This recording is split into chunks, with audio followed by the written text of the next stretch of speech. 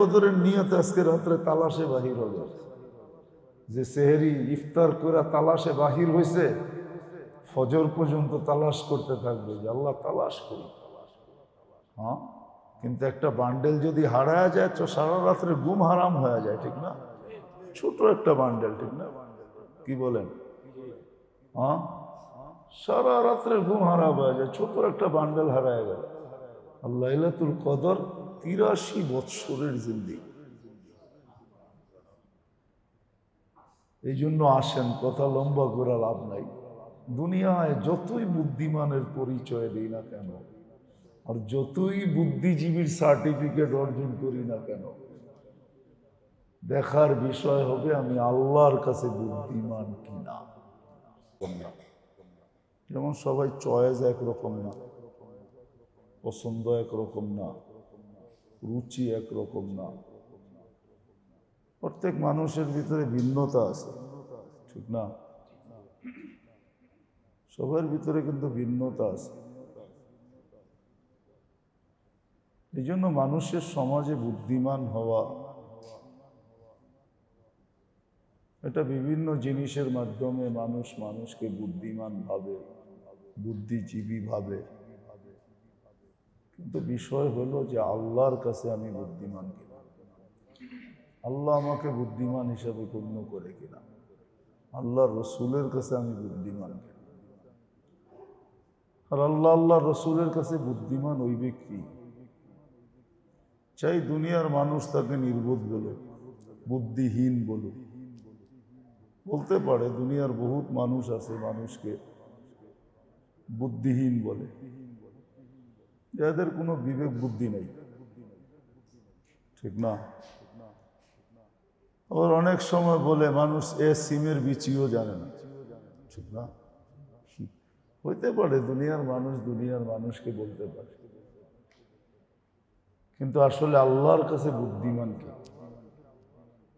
বললাম না, দুনিয়ার সমস্ত মানুষ মিলেও যদি একে সার্টিফিকেট দেয় যে এই লোকটা নির্বোধ, বুদ্ধিহীন, কিন্তু আল্লাহ যদি তাকে বুদ্ধিমান বলে, সেই বড় বুদ্ধিমান। এই দুনিয়াতে মানুষ বুদ্ধিমান হলে আর কয়দিন হবে? 60-70 বৎসরই। কত বুদ্ধিজীবী তো কবরে পৌঁছে গেছে, কোনো নাম নিশানা পর্যন্ত নাই, ঠিক না? কেন? দুনিয়াতে কিন্তু বুদ্ধির দ্বারা চেঞ্জ হইতে থাকে। আজ থেকে 50 বছর আগে বুদ্ধির যে দ্বারা ছিল, ওই দ্বারা এখন আর নাই, আছে নাকি? ওটা চলবে? নিয়ে আসলেও চলবে না। এখন তো নতুন বুদ্ধি, ঠিক না? কি বলেন? টেকনোলজি হিসাবে, বিজ্ঞান হিসাবে। তো দুনিয়ার মানুষকে নির্বোধ বলতে পারে, তাতে কিছু আসে যায় না। কিন্তু যেই মানুষটাকে আল্লাহ অস্তিত্ব দিলেন, তার বাবা উচিত, আর যেই কথা বিশ্বাস করে যে আমি আল্লাহর কাছ থেকে আসছি, আল্লাহর কাছে যাব, আর এটাই সত্য, আমাদেরকে আল্লাহর কাছে যেতে হবে। আমরা আল্লাহর কাছ থেকে আসছি, আল্লাহর কাছেই ফেরত যাব, আর এটা চির সত্য। বিদায় বাবা উচিত যে আল্লাহ আমাকে বুদ্ধিমান বলে কিভাবে, আল্লাহর কাছে আমি বুদ্ধিমান কিনা, আল্লাহর রসুলের কাছে আমি বুদ্ধিমান কিনা। আর আল্লাহ যাকে বুদ্ধিমান বলে সেই বুদ্ধিমান, চাই দুনিয়ার মানুষ তাকে যা খুশি তা বলুক, যা খুশি তা বলুক। দুনিয়া এরকম হাজারো কাহিনী আছে, বুখারী শরীফেই আছে। মা ছেলেকে কোলে নিয়ে কোনো ব্যক্তিকে দেখা দোয়া করতেছে, আল্লাহ আমার সন্তানকে এর মতো বানায় দিন। কিন্তু সন্তান কোলের থেকে বলতেছে, আল্লাহুম্মা লা তাজআলনি মিসলাহ, আল্লাহ আমাকে এর মতো বানায় না। তো মা তোরা থাপড়াইতেছে, মা বলতেছে, ভাই হাক তোর বিনাশ হোক, আমি তোর মঙ্গল চাই, তোর মা। আর তুই বলতেছো তার মতো হবো, আল্লাহ আমাকে বানায় না। আরেকজন যাইতেছে, দ্বিতীয় ব্যক্তিকে দেখা মা দোয়া করতেছে, আল্লাহ আমার সন্তানকে এর মতো বানায় না। কিন্তু সন্তান বলতেছে কোলে বসে, আল্লাহুম্মা জাআলনি মিসলাহু, আল্লাহ আমাকে এর মতো বানায় না। মা আবার গালি দিতেছে, বলতেছে আমি তোর মঙ্গল চাই আর তুই তোর অমঙ্গল চাস। তো ছেলে বলছে, মা প্রথম ব্যক্তি দিয়া যদি সারা দুনিয়া ঘোরা যায় তো আল্লাহর কাছে বিন্দু দাম রাখে না দ্বিতীয় ব্যক্তির তুলনায়। দ্বিতীয় ব্যক্তি আল্লাহর কাছে দাঁড়াবে। এই জন্যই বুদ্ধিমান হওয়া, বুদ্ধিমান মানুষ যদি বুদ্ধিমান হতে চায় তো বিষয় হলো আল্লাহর চোখে সে বুদ্ধিমান কিনা, আল্লাহর কাছে বুদ্ধিমান। দুনিয়ায় বুদ্ধিমান হওয়া বুদ্ধিমান না। সার্টিফিকেট থাকতে পারে যে দুনিয়ার সবচেয়ে বড় বুদ্ধিজীবী, সার্টিফিকেট তার কাছে থাকতে পারে, তাতে কিছু আসে যায়, কিন্তু আল্লাহর কাছে বুদ্ধিমান কিনা এটা হলো বিষয়। আল্লাহ দেখবে কে আল্লাহর কাছে বুদ্ধিমান, কে আল্লাহ রসুলের কাছে বুদ্ধিমান। আর যদি কেউ আল্লাহর কাছে বুদ্ধিমান হিসাবে পরিচিত হইতে চায়, আল্লাহ রসুলের কাছে বুদ্ধিমান হিসাবে পরিচিত হতে চায়, তাইলে কিন্তু এই ছোট জীবনটাকে, এই হায়াতটাকে ওইভাবে কাটাইতে হবে, ওইভাবে লাগাইতে হবে, ওইভাবে ব্যয় করতে হবে যেইভাবে আল্লাহ চান আর আল্লাহ রসুল চান। ওইভাবে যে কাটাবে, ওইভাবে যে লাগাবে, সে আল্লাহ রসুলের কাছে বুদ্ধিমান হিসাবে যাবে এবং বুদ্ধিমান হিসাবে পরিচিত হবে। যদিও কথাগুলো আমাদের মন আমাদেরকে বুঝতে দিবে না, আমাদের পরিবেশও বুঝতে দিবে না, আগেই বলছি, আমাদের বুদ্ধিও আমাদেরকে বুঝতে দিবে না, আমাদের বিদ্যাও আমাদেরকে বুঝতে দিবে না, দেয় না, দিতেছে না। কিন্তু সত্য এটি। এই জন্য মেরে দোস্ত, এই জীবনটাকে কাজে লাগানো চাই, ওই রাস্তায় লাগানো চাই, ওই পথে লাগানো চাই, ওই জিনিসের উপরে লাগানো চাই। কেননা মৌত কার কখন চলে আসবে আমরা কেউ জানি না, ওইখানে কেউ কারো কাজে আসবে না। হ্যাঁ, কয়জন আছে এইখানেও, কয়জন হবে, এটা তো সুস্পষ্ট কথা। মা বাবার চেয়ে দয়া আমাদের উপরে কারো নাই, ঠিক না? কি বলেন? মা বাবার মাধ্যমেই তো দুনিয়ায় আসছে।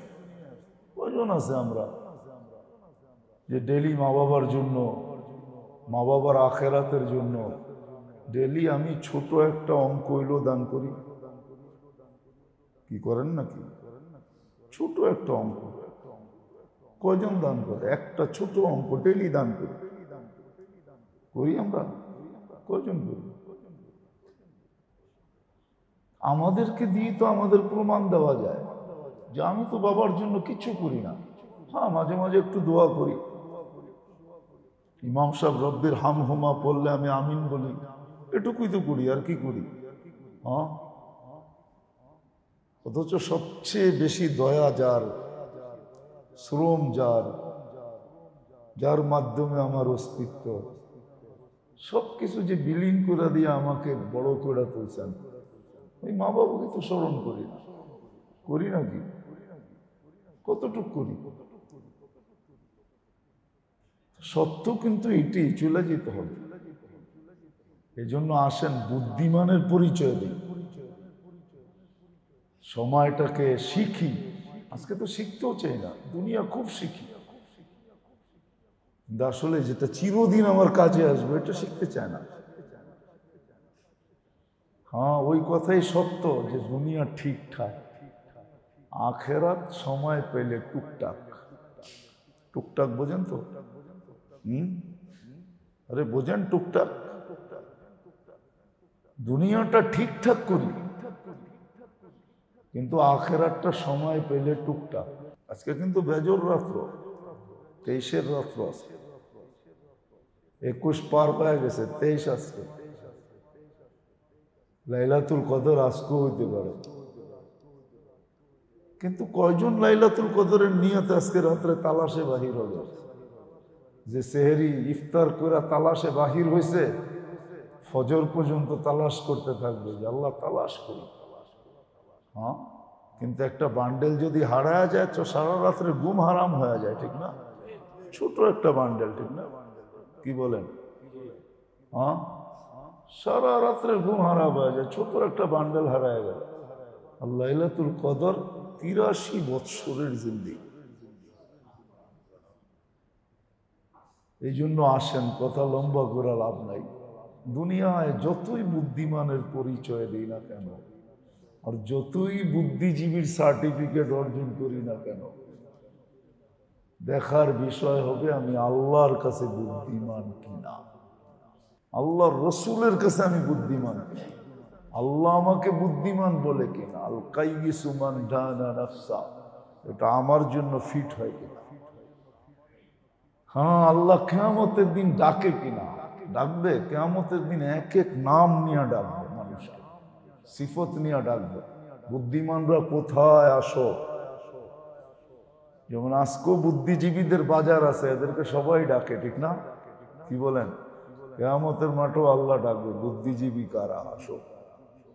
ফেরেশতারা জিজ্ঞাসা করে কারা বুদ্ধিজীবী, তো আল্লাহ পরিচয় দিবে, এরা বুদ্ধিজীবী, এদেরকে বাহির করে নিয়ে আসো। হ্যাঁ, আনবে, ওরকম মর্যাদা দিয়ে সামনে আনবে, দুনিয়া তাকায় তাকায় দেখবে। এদেরকে নিয়ে যাওয়া হইতেছে, সম্মানের মালা পড়ায় নিয়ে যাওয়া হইতেছে। আপনি ভাবেন এই দুনিয়ার পচা মালা, দুনিয়ার এই ফুলের মালা আর এই পচা মালা, হায় হায়, ওই আখেরাতের মালা, জান্নাতের মালা পড়াবে এদেরকে। ওই মালা পড়ায় এদেরকে ডাইকা নিবে, তারপর আল্লাহ পরিচয় করায় দিবে, এরা বুদ্ধিমান।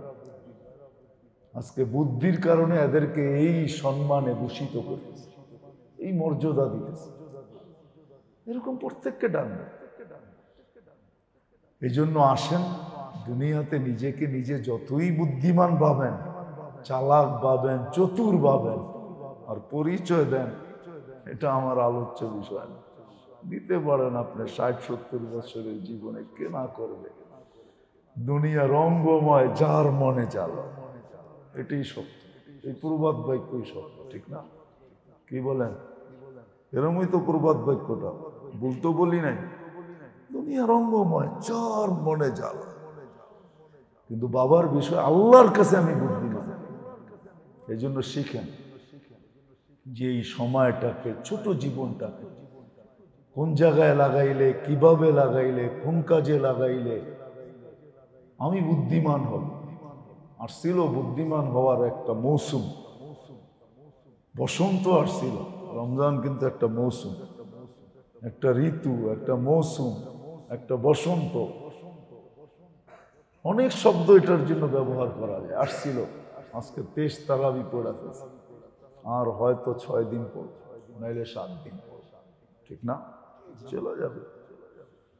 হ্যাঁ, মৌসুম বলতে বলতে যাবে। উর্দুতে একটা প্রবাদ বাক্য আছে, হিন্দিতে, আয়েতে হাম মিসলে বুলবুল, আয়েতে হাম মিসলে বুলবুল সৈরে গুলশান কে লিয়ে খুশ রহো আয়ে বাগে বানো হাম তো আপনা ঘর চলে।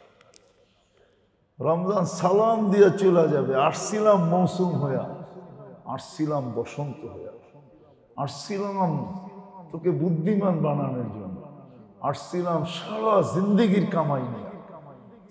সারা জীবনের কামাই তুই কামায় নিতে পারতি 1 মাসে, 5 রাত্রে, 10 দিনে, এক একটা পর্ব দিয়ে রমজান বলবে। তারপরে রমজান সেলুট দিবে আর বলবে চললাম, গেলাম।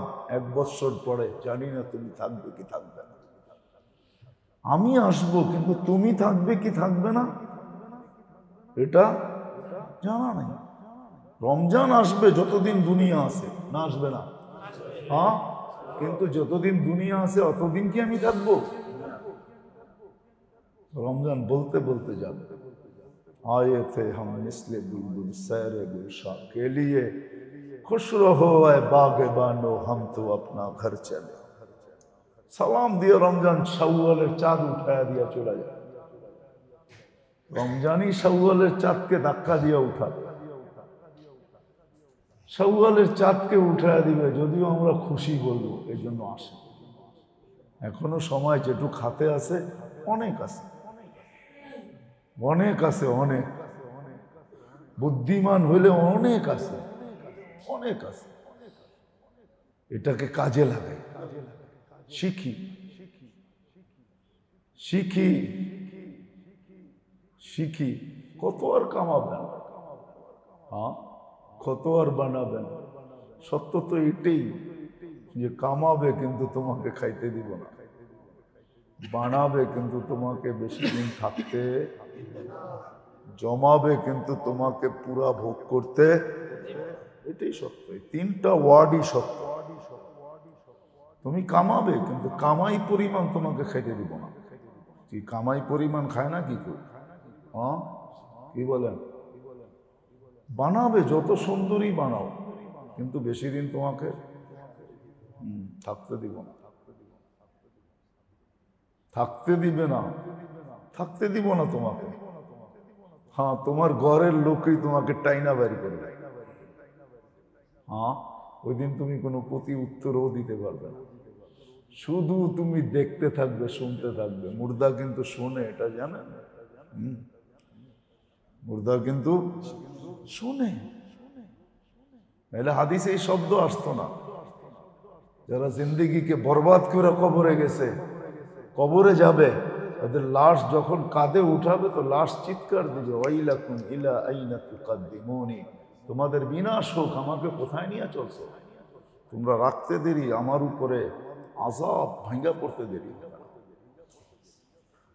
আবার যদি বুদ্ধিমান হয়, লাশ উঠাইতে দেরি করে, দাফনে দেরি করে, চিৎকার দিয়া বলে ওয়াইলাকুম, ওয়াইলাকুম, বিনাশ হোক, তোমরা কেন দেরি করতেছো? তোমাদের দেরিতে আমার উপরে শান্তি ভাঙ্গা পড়তে দেরি হচ্ছে। নাহলে এই কথাগুলো হাদিসে কোনোদিন আসতো না, এই জন্য আসে। এখনো হাতে সময় আছে। আজকে 23 তারিখের রাত্র, তারপরে 25, তারপরে 27, তারপরে 29, এখনো 4টা রাত্র আমাদের হাতে আছে।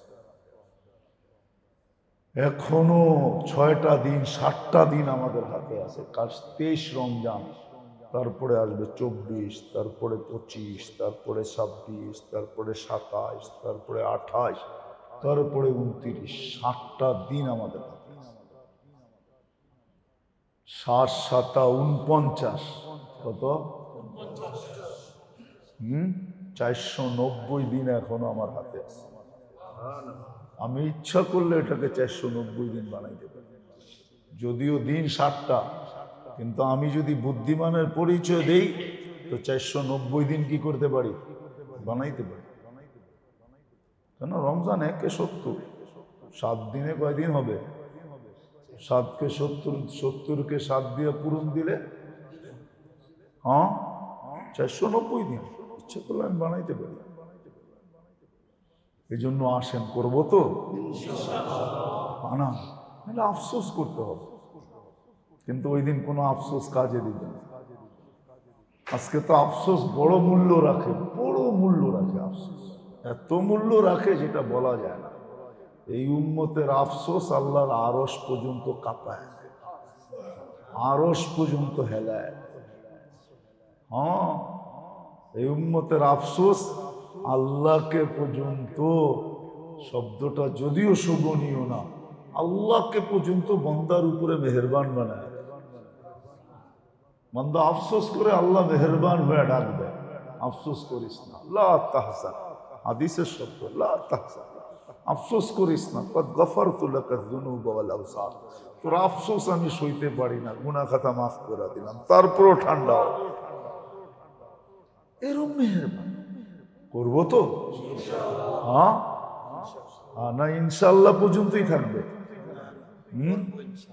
একটা হলো ইনশাআল্লাহ পর্যন্ত রয়ে গেল, ইনশাআল্লাহ, ঠিক না? আর একটু হলো ইনশাআল্লাহ বললাম, আবার জাপায়ও পড়লাম, করতেও শুরু করলাম। আল্লাহ আমাদেরকে আমল করার তৌফিক দান।